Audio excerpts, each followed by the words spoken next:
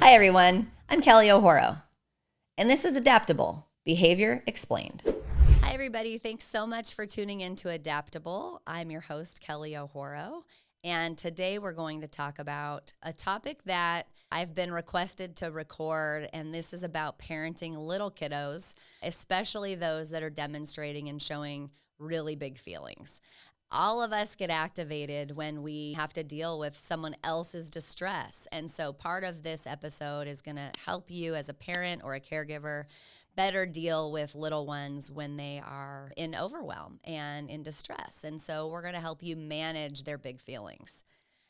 If you've ever thought about, like, why is my child melting down over the wrong color cup? Or why do they hit when they're mad? You know, these little moments of what seems to us as an adult is so erratic, and we wonder, well, you're not alone, because today we're going to explore why these behaviors happen and what they're really telling us, and of course, how to respond in ways that will build resilience and connection for you and your child's relationships. So let's first talk about the neuroscience a little bit and why big feelings happen. The truth is, all behavior is communication, and all behavior is predicated by emotions. So for those of you who don't want to understand or discuss emotions, well, sorry, we're biologically wired to first be emotional beings, and we're feeling beings, not thinking beings. Our emotions are first.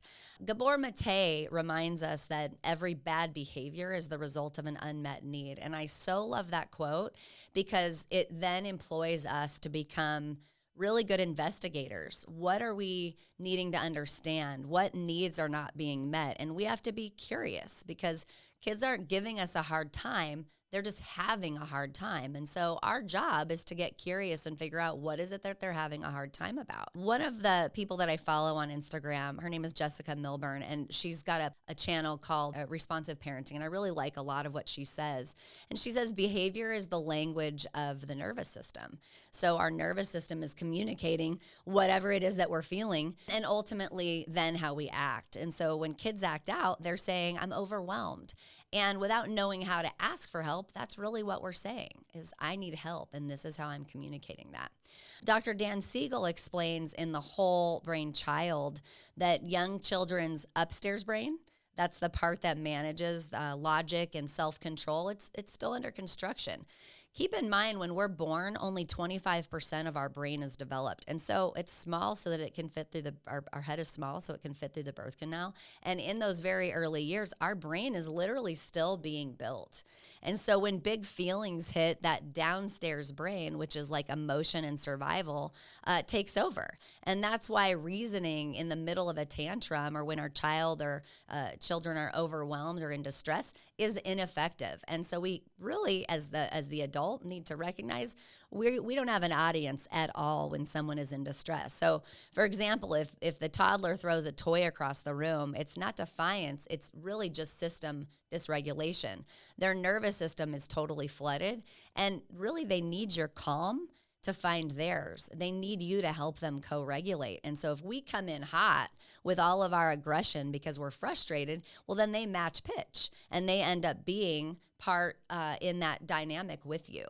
And so what we want to look at is that connection should happen before correction. Another really awesome figure in the public space about parenting is Dr. Becky Kennedy, and she's the author of Good Inside, and I just love really everything she has to say with parenting. So she's an excellent resource. I highly encourage you checking her out. But she says it best when she says kids are good inside. Even when their behavior looks messy, their core is good. Kids are not born bad. So our job is really to lead with connection and not our attempt to control. I know that that's hard because our adaptations oftentimes when we are in a moment of powerlessness is to power over or to gain control. I know I am so guilty of it. Just last night, my grandson was like yelling about something and he was getting so upset and overwhelmed, and his little nervous system didn't need me to yell back, which I failed at. I did. I was like, we need to lower our voice. And the message I'm sending is, with all this heat and this yelling, is like, what you're doing is making me yell, and now you're going to yell more, and it's just the bad message. So what I needed to do was slow down and drop in and look at him and go, hey, Talk to me about what you need. I can hear that it's important to you. Your voice is raised, you're being really loud, and we need to bring it down so that I can hear you. And so we need to ask, what is it that the child needs right now? So when our kids scream something like, I hate you, instead of yelling at them and saying, don't talk to me like that, try to say, I hear you're really mad. I know you're upset right now, and it's okay to feel mad, and it's okay to be hurt, but it's not okay to hurt when you're hurting. And what you're doing then is you're validating the feeling of their experience, but holding the boundary of what's acceptable and not acceptable behavior. So let me give you some practical things to say that are based on brain-based tools. Like I said earlier, Dan Siegel is so great with helping us normalize the behavior of our systems and the emotional propensities that lead our behavior. And so one of the little things that Dan Siegel says is you've got to name it to tame it, which I love. And that's when we name a feeling, we help to integrate the brain and ultimately calm the storm. So things that you can try saying, I hear that you're feeling so frustrated, and that really makes sense to me right now. That's validating. That's saying, I get what you're feeling, and I'm right here with you. Another thing you might say is, you're safe right now, and I'm right here. You're not alone. Another thing you could say is, it's okay to feel mad. It's just not okay to hit. We've got to do something better with that mad. So let's say you've got a preschooler and they're melting down because you cut their sandwich the wrong way, and you know they wanted triangles instead of squares. And so instead of fixing the sandwich and frenetically trying to get them to downregulate because you're upset with their response, and maybe you're even making it about you that you cut it wrong, instead slow yourself down and say, I get it. You wanted triangles. That's so disappointing when we don't have the sandwich cut the way we want it. And that way, this I get it statement is a validating experience for the child. And that in and of itself really can help to calm the nervous system. And honestly, when their lid is flipped and they're stressed out, that you don't have an audience anyway. You can't reason with that. You can't be logical with someone when their brain is offline because they're overwhelmed and they're triggered. So we need to get their brain online again so that logic can be met. So part of how we do that is by meeting them with a validating experience, using yourself as a grounding element so that they know they're not alone in their distress. So now we're going to talk a little bit about boundaries. And I speak about boundaries in many of my episodes because they're really the key to connection. And boundaries held appropriately really are a model of love. Responsive parenting isn't permissive. Letting them do whatever they want because they want it and that makes them more comfortable. And ultimately, we're tired, right? As parents or caregivers, we're tired. And so sometimes the path of least resistance is just letting them get away with whatever it is they're doing because we're worn out. But we have to be reminded that boundaries create safety, and kids need to know that we're the sturdy leader of boundaries. So step one is always to validate a feeling, but then we need to hold the limit. And if they don't hear you, it's okay to just kind of do a broken record technique and repeat that limit. It's not okay to hit. We're not going to hit. We're going to keep our hands to ourselves. And we do it in a calm voice because then we help to co-regulate the child.